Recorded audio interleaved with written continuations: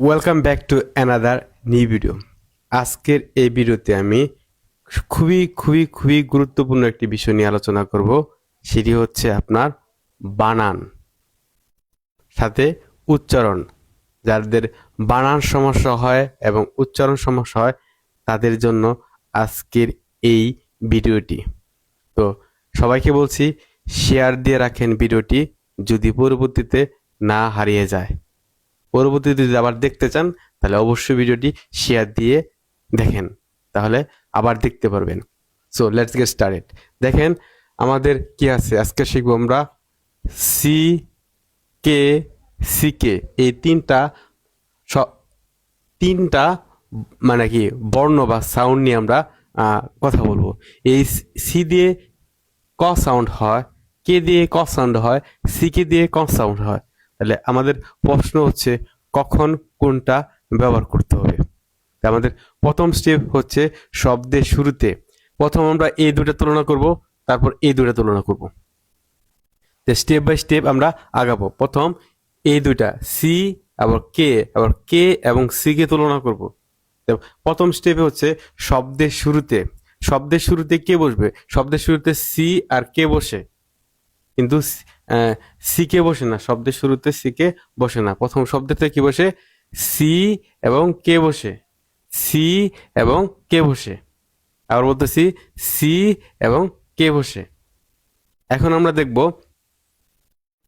দেখব এই জায়গায় তাহলে সি সি এর সাউন্ড কি হয়?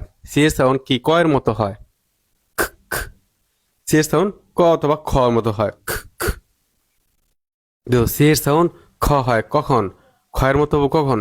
যদি সি যদি এর আগে, সি যদি ও এর আগে এবং সি যদি ইউ এর আগে বসে, তখন সি এর উচ্চারণ ক এর মতো হয়।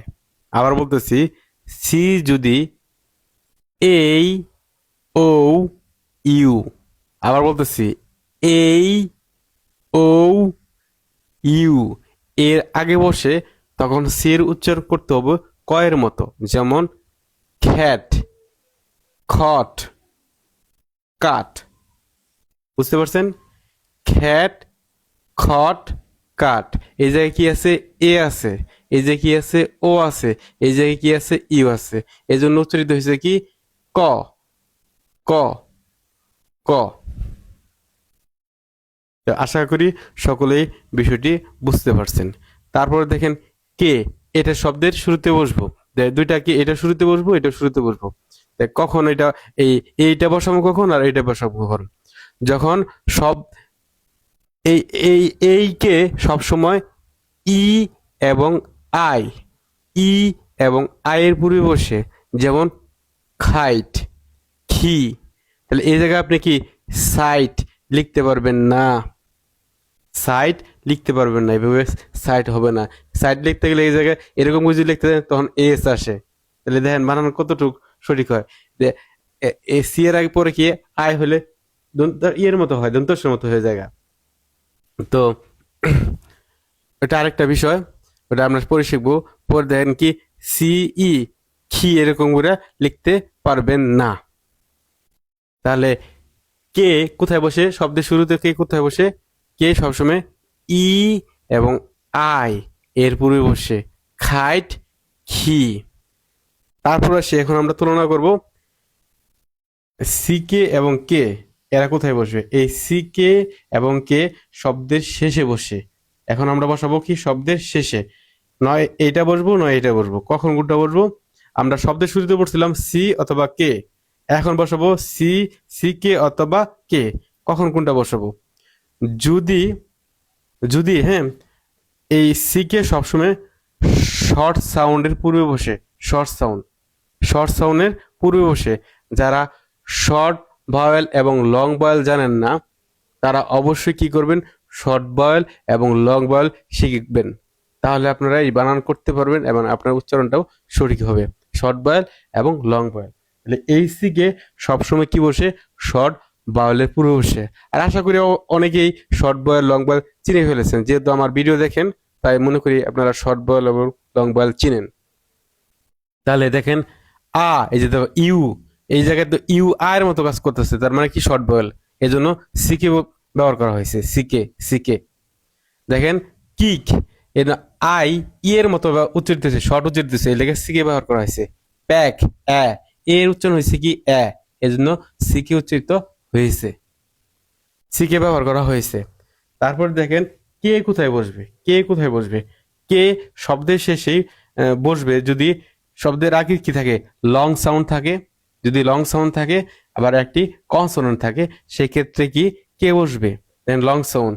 লিক, এটা কিন্তু লং সাউন্ড, টিম্বল লং সাউন্ড হয়েছে, টিম্বল কি হয়েছে, লং সাউন্ড হয়েছে। এই জায়গায় কি ব্যবহার করা হয়েছে, আমরা কে ব্যবহার করছি, এই জায়গায় আমরা লি এ সি এটা ব্যবহার করতে, সি কে ব্যবহার করা দরকার নাই, সি কে ব্যবহার করার প্রয়োজন নাই।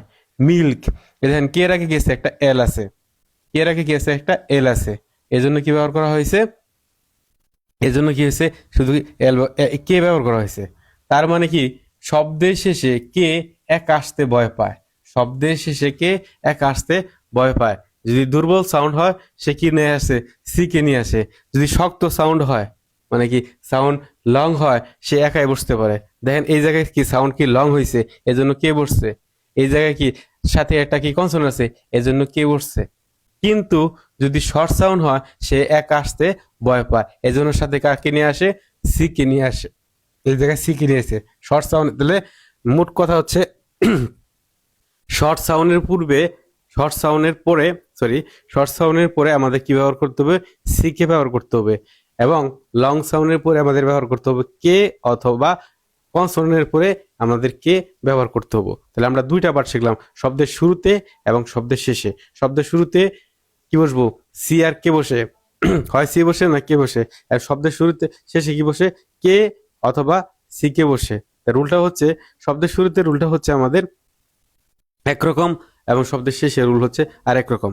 তো আশা করি সকলের ভিডিওটা ভালো লেগেছে। যদি ভিডিওটা ভালো লাগে অবশ্যই শেয়ার করবেন। ও আরেকটা কথা, যারা এতদিন আমার কাছে পিডিএফ পিডিএফ পিডিএফ বলছেন, পিডিএফ আছে কিনা, পিডিএফ আছে না, হ্যাঁ অবশ্যই সে আমি পিডিএফ বইটি বের করেছি। যাদের প্রয়োজন আছে তারা বইটি সংগ্রহ করতে পারেন আমাদের কাছ থেকে। হোয়াটসঅ্যাপ নাম্বার দেওয়া আছে, এই হোয়াটসঅ্যাপ নাম্বার থেকে কল করে অথবা মেসেজ দিয়ে এই পিডিএফ ফাইলটা আপনার সংগ্রহ করতে পারেন। আশা করি এই ধরনের সুন্দর সুন্দর নিয়ম ওই পিডিএফ ফাইলে আপনি পাবেন। হ্যাঁ, পিডিএফ ফাইলটা দুইটি ভাবে বিভক্ত, একটা আছে আপনার, একটা আছে বেসিক আর একটা আছে অ্যাডভান্স। দুইটা পার্ট, একটা বেসিক আর একটা অ্যাডভান্স। যারা খুবই কম দুর্বল, মানে সবাই তো দুর্বল, দুর্বল বলতে কি বেসিকটা থেকে শুরু করা ভালো। বেসিক থেকে প্রথম আছে কি বেসিক, তারপর আছে আপনার কি আছে অ্যাডভান্স লেভেল। দুইটা পার্টে বিভক্ত, একটা বেসিক আর একটা অ্যাডভান্স লেভেলে বিভক্ত। তাহলে আপনি পিডিএফ ফাইলটা সংগ্রহ করতে পারেন। এরকম সুন্দর সুন্দর নিয়মগুলো, এরকম প্রচুর নিয়ম আছে যা আপনি সহজে আয়ত্ত করতে পারবেন। আপনার ইংলিশ রিডিংটা আরো স্মুথ হবে, বানানো স্মুথ হবে। ধন্যবাদ সকলকে ভিডিও দেখার জন্য। ভিডিওটি যদি ভালো লেগে থাকে অবশ্যই শেয়ার করতে ভুলবেন না।